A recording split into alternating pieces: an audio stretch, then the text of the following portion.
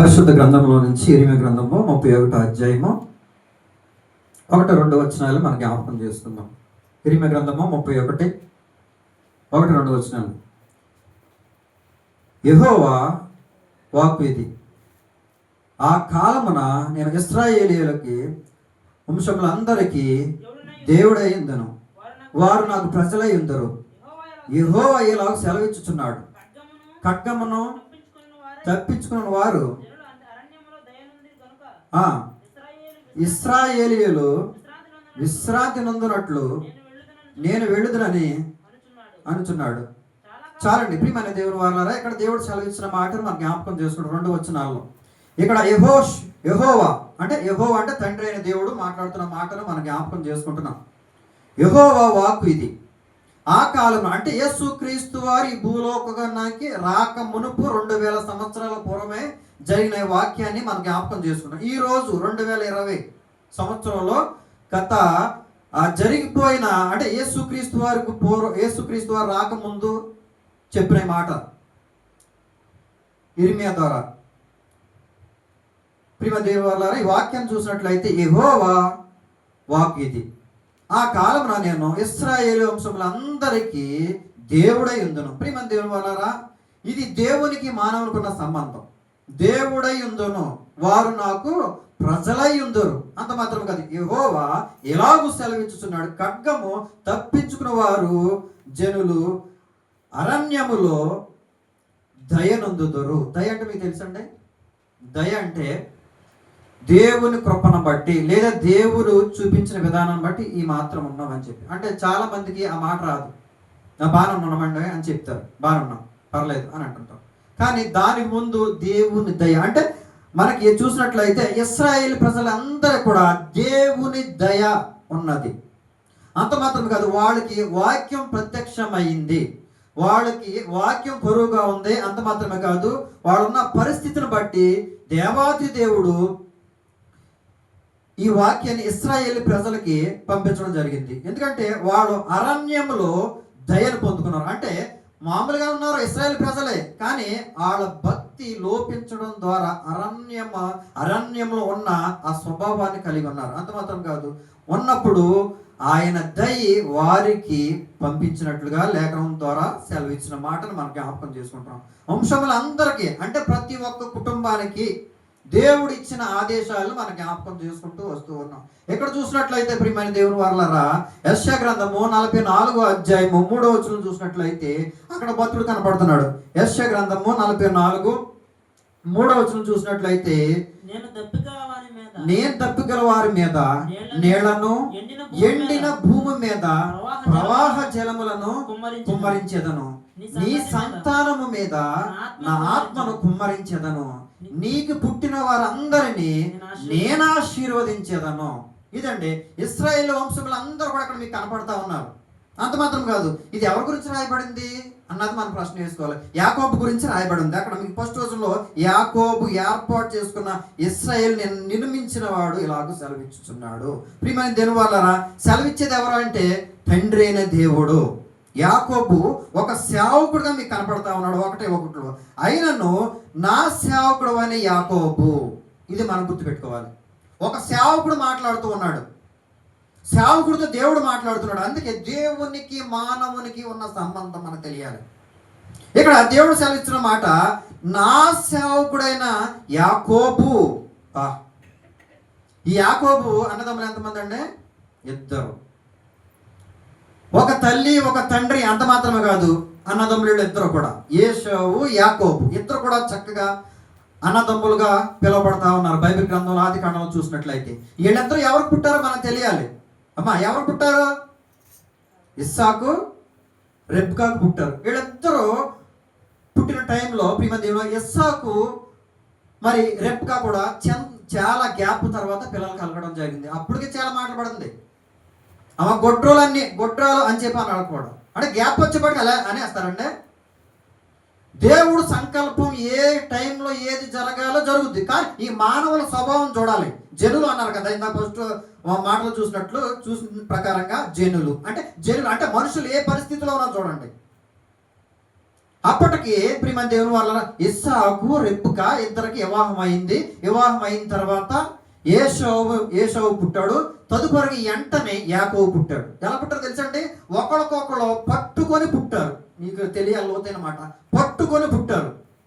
ఏషావు తల్లి గర్భంలోంచి బయటకు వస్తున్న టైంలో, తల్లి గర్భంలో పిండంగా తయారయ్యి 10 నెలలు మోసిన తర్వాత 9 నెలలు అయిపోయిన తర్వాత ఆ రోజులను బట్టి బయటకు వస్తున్న టైంలో ఏషావు అతని కాలు పట్టుకున్నాడు. ఎవరు? యాకోబు కాలు పట్టుకున్నాడు. అంటే మీకు అర్థమయ్యేలాగా కవ్వాల పిల్లలు అంటారు. కవ్వాల పిల్లలు కూడా ఎంటనే పుట్టరు, ఒకళ్ళ తర్వాత ఒకళ్ళు పుడతారు. ఇది కూడా ఆ కోవకు చెందిందే, మీకు అర్థమయ్యేలాగా.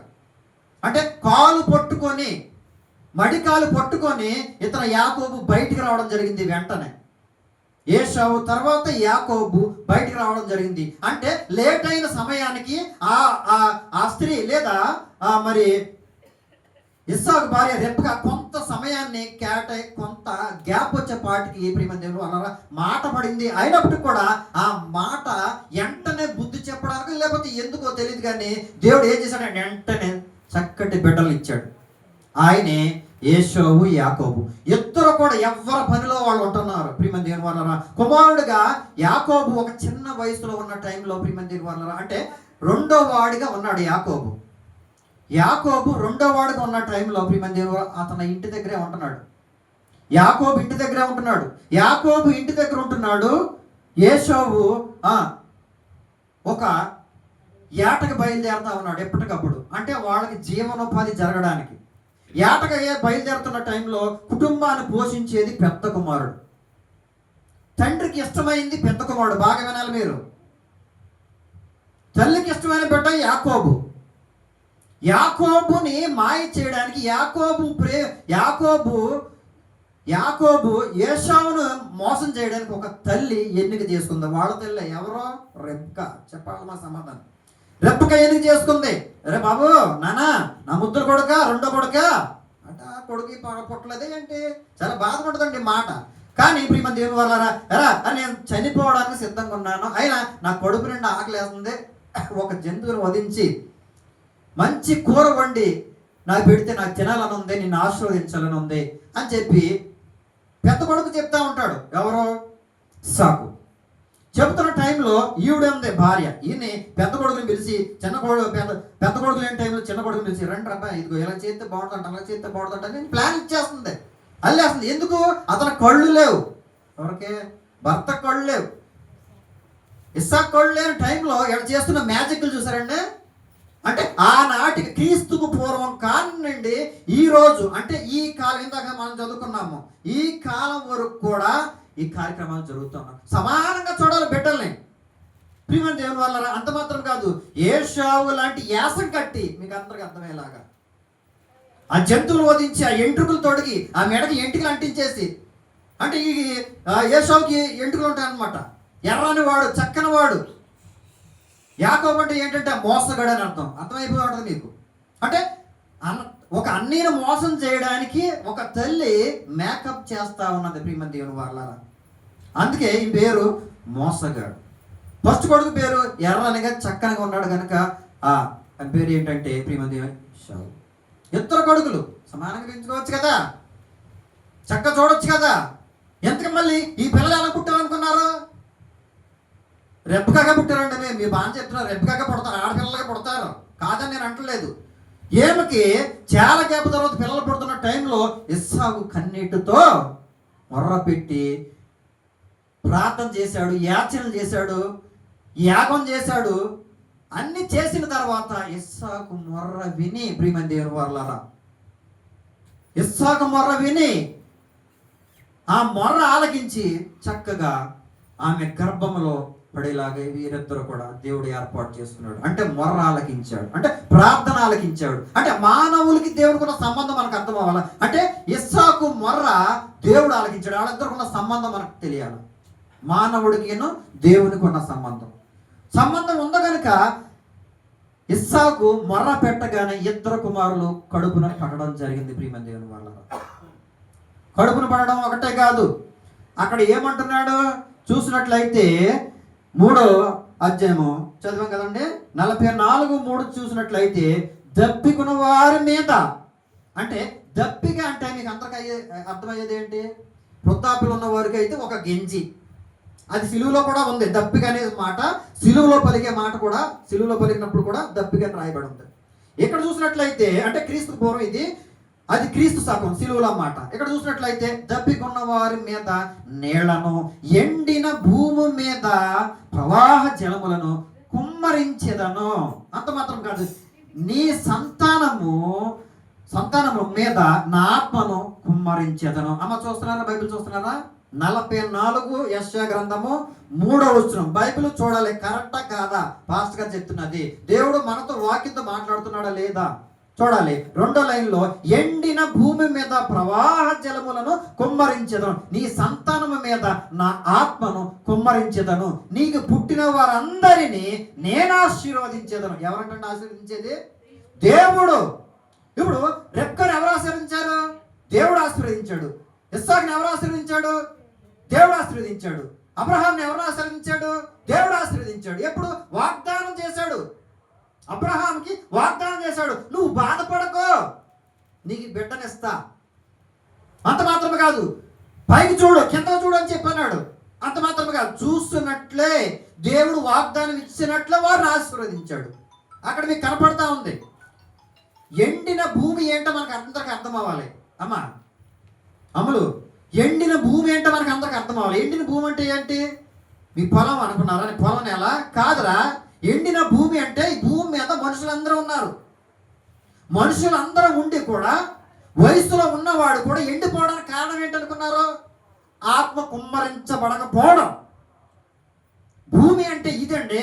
మీకు ఎప్పుడు చెప్తా ఉన్నా, భూమి అదే అంటే ఇది, మందిరం అంటే ఇది, గుడారం అంటే ఇది. చాలా కోణాల్లో మీకు చెప్తా ఉన్నాను సంవత్సరం నుంచి.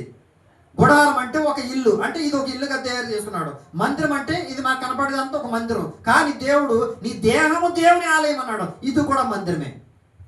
కానీ ఇప్పుడు దేవుడు చెప్తున్న మాట, ఎండిన భూమి మీద ప్రవాహ జలములను కుమ్మరించేదను. వీడు ఎందుకు వయసులో ఉన్నాడు ఎండిపోతున్నాడు? రంగు వెలిసిపోయాడు. పువ్వుకు రంగులో ఎందుకున్నాడు మీకు అందరూ తెలుసండి. పెళ్లి కాకముందే వీడు ఎందుకున్నాడంటే నవ్వులేదాన్ని బట్టి, అంత మాత్రమే కాదు కాల్చేదాన్ని బట్టి, అంత మాత్రమే కాదు చీకట్లో చేసే పనులు బట్టి, అంత మాత్రమే కాదు వ్యసనాలు, అంత మాత్రమే కాదు తాగేదాన్ని బట్టి. ప్రియమైన దేవుని వల్ల ఎవరు సరి చేయాలి? దేవుడు సరి చేయాలి, మనం సరి చేయాలి. ప్రియమైన దేవుని వల్ల అందుకే ఈడు ఎండిపోతున్నాడు. కనుక ఆడు ఎండిపోకుండా ఉండాలంటే ప్రియమైన దేవుని వల్ల ప్రవాహ జలములను వారి మీద కుమ్మరించడానికి నేనున్నానని చెప్తున్నాడు దేవుడు. ప్రియమైన దేవుని వల్ల ప్రవాహ జలములను కుమ్మరిస్తాడు. అంత మాత్రమే కాదు, ఇక్కడ 3వ లైన్లో చూసినట్లయితే ప్రియమైన దేవుని వల్ల నీ సంతానం మీద నా ఆత్మను కుమ్మరించేదను. ఇక అర్థమైందండి. 2 కోణాలు కనపడుతుంది. భూమి అన్నాడు, ప్రవాహ జలం అన్నాడు. కిందకు వచ్చే వాటికి సంతానం అంటున్నాడు, నా ఆత్మ అంటున్నాడు. రెండింటికి పొంత లేదనుకుంటున్నారు మీరు. రెండింటికి కనెక్షన్ ఉంది. ఎండిన భూమి అంటే ఇది వాక్యం లేకపోతే ఇటు చూడాలి, వాక్యం లేకపోతే ఈ భూమి ఎండిపోద్ది. ఈ భూమిని ఎలా తయారు చేశాడో తెలుసండి. నేను చెప్పాను, మానవ నిర్మాణం చెప్పా. నీళ్లు పోసి మెత్తగా తొక్కి జల్లించి రకరకాల మట్టి తీసుకొని తన చేతులతో తయారు చేశాడు దీన్ని. అంటే ఇప్పుడు ఈ మట్టిలో ఏమున్నాయి? నీళ్లు ఉన్నాయి, అంటే ప్రవాహ జలములు ఉన్నాయి. అంత మాత్రమే కాదు, నీకు పుట్టిన వారందరినీ నేను ఆశీర్వదించు. అంటే మానవుడు భూమి మీద ఆశీర్వాదకరంగా ఉండాలంటే దేవుడు ఉండాలి, లేకపోతే భూమి ఎండిపోతుంది. మొహమాట లేదండి. భూమి ఎండిపోవడానికి కారణం ఏంటంటే వాక్యం లేకపోబట్టి. ఆడు భర్త లేదా ఆ భార్య లేకపోతే చెల్ల తెల్ల పిల్ల ఎవరో నాకు తెలియదు. కానీ మీతోట దేవుడు మాట్లాడుతున్నాడు. మీ భూమి మీద వర్షం పడుతుందా? ప్రవాహ జలం పడుతుందా? ఈ భూమి మీద దేవుడు ఆత్మ కుమ్మరించాడా? కుమ్మరిస్తూనే ఉన్నాడు. ఎప్పుడు కూడా కుమ్మరిస్తాను. నేను ఇక్కడికి వచ్చిన కానించి కాదు, కానీ ఎప్పటి నుంచో దేవుడు వాక్యాలు కుమ్మరిస్తూ ఉన్నాడు. టీవీ ద్వారా, ప్రసంగాల ద్వారా, మన చదివే వాక్యం ద్వారా దేవుడు మనతోటే మాట్లాడుతున్నాడు. కానీ ఈ భూమిని తడనే ఉంటలా. ఈ భూమి తడపడానికి మరొక మురుగు నీళ్ళు వస్తా ఉన్నాయి, డ్రైనేజీ నీళ్ళు వస్తా ఉన్నాయి. ఈ భూమిని తడపడానికి వేస్ట్ నీళ్ళు వస్తా ఉన్నాయి. అందుకే ఈ భూమి ఎండిపోతుంది. సారము లేదు. సారం అంటే వాక్యం లేదు. ఈ భూమికి బలం లేదు. బలం లేకపోవడానికి పాలు లేవు. వాక్యమైన పాలు లేవండి. ఈ భూమికి వాక్యమైన వాటర్ లేదు. పవిత్రమైన వాటర్ తడబట్టలేదు. అందుకే ఈ భూములు ఎండిపోతా ఉన్నాయి. కనుక ప్రియమైన దేవుని వాళ్ళారా, ఈ యాకోబు చూసినట్లయితే యాకోబు ద్వారా దేవుడు మాట్లాడుతున్న మాట, నీ సంతానాన్ని నేను ఆశీర్వదిస్తాను, నా ఆత్మను కుమ్మరిస్తా. అంత మాత్రమే కాదు, నీకు పుట్టిన వారందరిని కూడా నేను ఆశీర్వదిస్తా. అంత మాత్రమేనా? కింద లైన్లో చూడండి ఏమంటాడు 4వ వచనంలో, నీటి కాలువల యొద్ద నాటబడిన నిరవంగ చెట్టు గడ్డిలో ఎదుగునట్లు వారు ఎదుగుదురు. ఎక్కడ ఎదగాలి? మందిరములో ఎదగాలి. నా బిడ్డ ప్రైవేట్ క్లాసులో ఎదుగుతున్నాడంటే ఏమో నాకు తెలియదు. నా ఎదుట ఎదగాలి. అంత మాత్రమే కాదు, గట్టిలో ఎదగాలంట. అంత మాత్రమే కాదు, నీటి కాలువల యొద్ద నాటబడిన నిరవంగ చెట్టు గడ్డిలో ఎలాగైతే ఎదుగుతూ ఉంటుందో, నా దగ్గర నేను ఎలాగైతే పచ్చగా ఉన్న ప్రదేశంలో ఉన్నానో నా దగ్గర మీరు ఎదగాలి అబ్బాయి అన్నాడు దేవుడు. ఎదగాలి. అంత మాత్రం కాదు, వదగాలి. 2 మాటలు కావాలి. భయభక్తులు ఉండాలి తప్ప ఏదో ఒకటి ఉంటే పని చేయదండి. భయం ఉండాలి ముందు, సేమ్ టైం భక్తి ఉండాలి. ఏదో ఒకటి ఉందంటే నా దేవుడికి పని చేయదు. అందుకే నీటి కాలువల వారన యొద్ద నాటబడిన నిరవంగ చెట్టు గట్టిలో ఎదిగినట్లు వారు ఎదుగుతారు. వాడు అనలేదు, నువ్వు అనలేదు, నేను అనలా. వారు అంటే ఒకటి కంటే ఎక్కువ. అంటే 2 కుమారులు, ఒక తల్లి తండ్రి 2 కుమారులు, వాళ్ళతో పాటు 5వ వ్యక్తి, నెంబర్ 1 వ్యక్తి ఉన్నాడు. ఎవరో చెప్పాలి మీరు. ఆ నలుగురు కనపడుతున్నారమ్మా.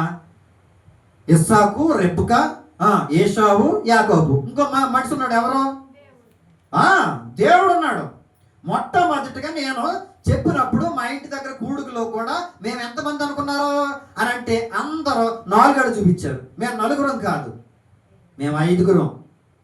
నన్ను లేపేవాడు దేవుడు, నన్ను నడిపించేవాడు దేవుడు, నా బిడ్డలు ఇచ్చింది దేవుడు, నాకు ఉద్యోగం ఇచ్చింది దేవుడు, నన్ను నిలబెట్టింది దేవుడు, నాకు బాప్తిస్మం వచ్చి ఇది తీసుకునేలాగా ఏర్పాటు చేసిన దేవుడు, నా నోట ఆయన మాట పెట్టింది నా దేవుడు అని చెప్పడం జరిగింది. సాక్ష్యం ఏంటంటే ప్రియమైన దేవుని వల్ల మేము 5. మొట్టమొదటి వ్యక్తి ఎవరంటే నా తండ్రి అయిన దేవుడు, నన్ను పుట్టించిన దేవుడు, నాకు తలాంతి ఇచ్చిన దేవుడు, కుటుంబాన్ని ఇచ్చిన దేవుడు, భార్యని ఇచ్చిన దేవుడు, ఉద్యోగాన్ని ఇచ్చిన దేవుడు, తలాంతి ఇచ్చిన దేవుడు. కనుక నీ సంతానాన్ని ఆశీర్వదిస్తా. అర్థమైందంటే 2 కొడుకులు, భార్య, భర్త, అంత మాత్రమే వాళ్ళ 4లో మొట్టమొదటి వ్యక్తి, కుడి పక్కన ఉన్న వ్యక్తి, భర్త పక్కన ఉన్న వ్యక్తి, ప్రియమైన దేవుడు కుడి పక్కన ఉన్న వ్యక్తి ఎవరనుకున్నారో? దేవుడు, తండ్రి అయిన దేవుడు, యేసుక్రీస్తు వారు. అక్కడ మొట్టమొదటిగా రైట్ సైడ్ లో దేవుడు ఉంటే